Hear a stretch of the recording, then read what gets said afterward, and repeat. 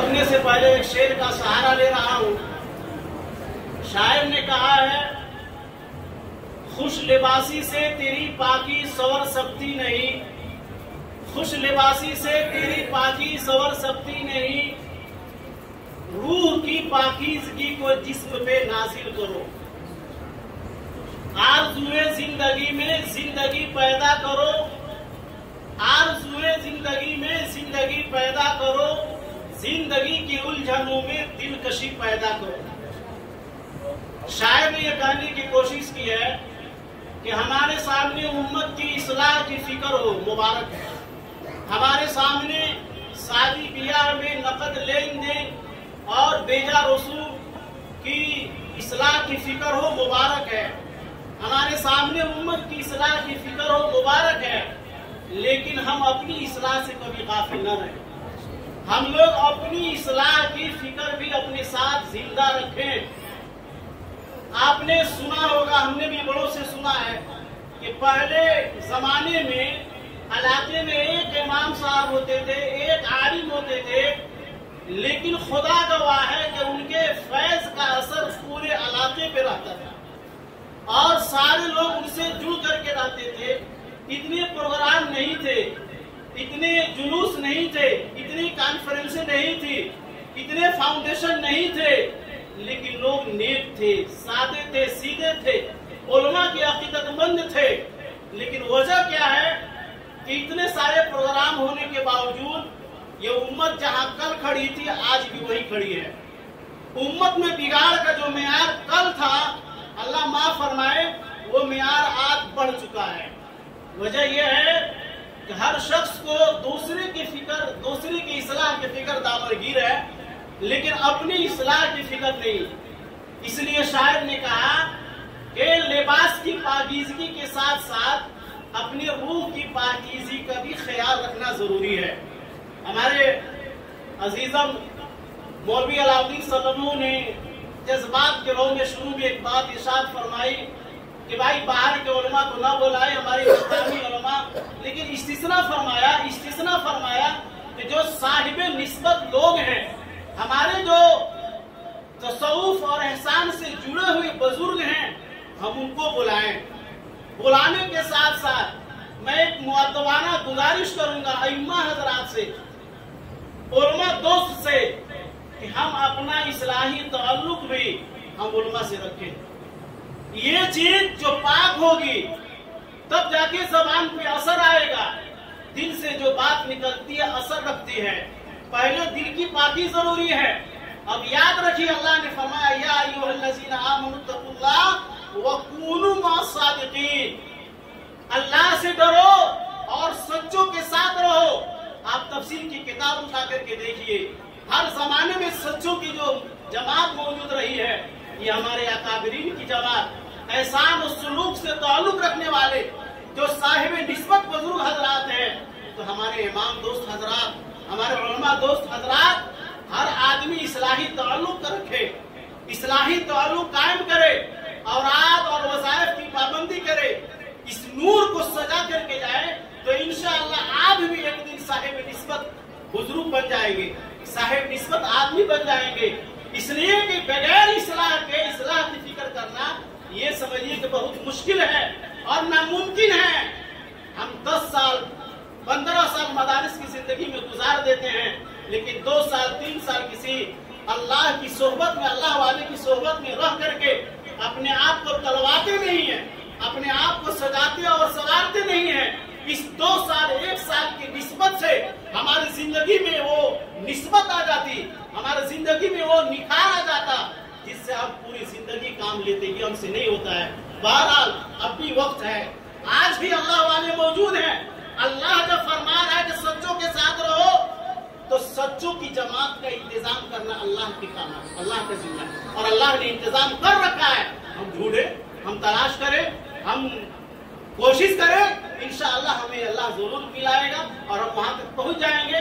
تفسیر خازی میں لکھا ہے مفسر نے کہ علماء کو صحیح معنی میں عالم بننے کے لیے اور اپنی چھاپ امت پہ چھوڑنے کے لیے سب سے جو پہلی چیز ہے التقوی فیما بینہ و بین اللہ، اللہ کا خوف، اللہ کی معرفت،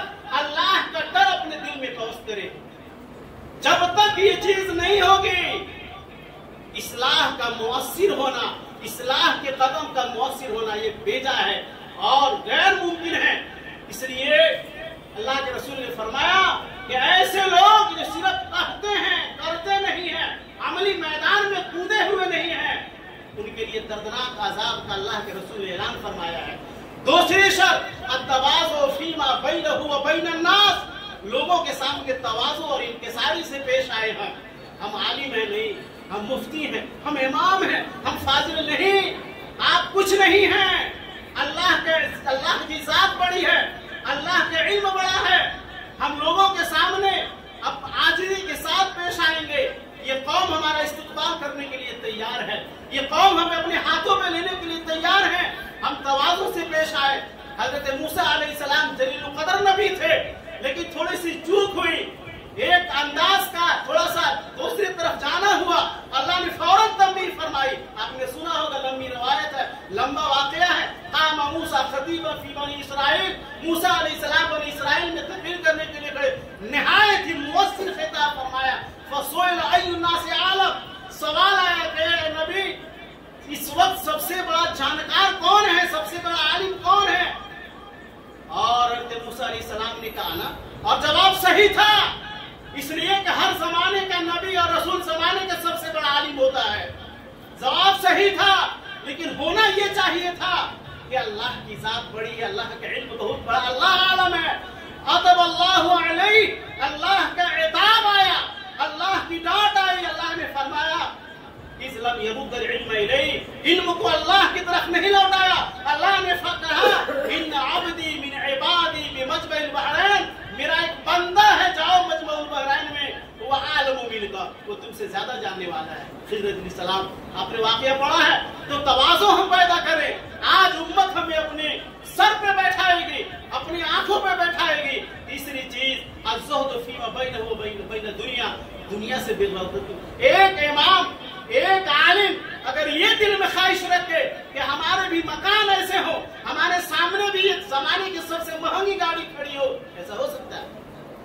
हाँ, वैसा बने तो हो सकता है, लेकिन इस ख्याल में घुट-घुट के जीना, इस ख्याल में मरना कि हमारे दरवाजे पे भी ऐसी गाड़ी हो, हमारी बिल्डिंग भी ऐसी हो, हम ये चमके, हम वो चमके, नहीं, ये ज़ुहद के खिलाफ है। अल्लाह के रसूल ने फरमाया इस उम्मत के अंदर जो सलाह आया उसकी बुनियादी वजह ये ज़ुहद थी और दुनिया से बेरग़बती थी, और जो फसाद आया बुख़्ल और दुनियादारी की वजह से आया। और चौथी चीज जो आलिम साहब ने इरशाद फरमाई, अल मुजाहदतु फीमा बैनहु व बैनन नफ्स, आदमी मुजाहदा से काम ले, अपने नफ्स के तकाज़ों के खिलाफ काम करे। नफ्स चाह रहा है ये काम करे जो शरीयत के खिलाफ है, लेकिन नहीं, जो अल्लाह का हुक्म है वो करेंगे। हम मस्जिद के अंदर हैं, इमाम हैं, जमात की पाबंदी है, घर जा रहे हैं लेकिन वहां भी पाबंदी करें। मदरसे के अंदर हैं, तकबीर उला का एहतमाम है, घर जा रहे हैं वहां भी तकबीर उला का एहतमाम हो, तब जाकर के इस उम्मत के ऊपर छाप पड़ेगा। अपने इल्म को उम्मत के अंदर आम करने की कोशिश करें। अल्लाह ने जो इल्म दिया है इसमें खयानत से बचें। याद रखिए, नबी पाक सल्लल्लाहु अलैहि वसल्लम ने फरमाया माल में खयानत, ये माल में खयानत ये कम दर्जे की खयानत है, लेकिन इल्म में अगर खयानत हो ये उससे सख्त है और उससे आले दर्जे की खयानत है। अल्लाह ने आपको इल्म दिया है तो उस इल्म को उम्मत में आम कीजिए, उस इल्म को उम्मत में फैलाइए, छुपाइए ना।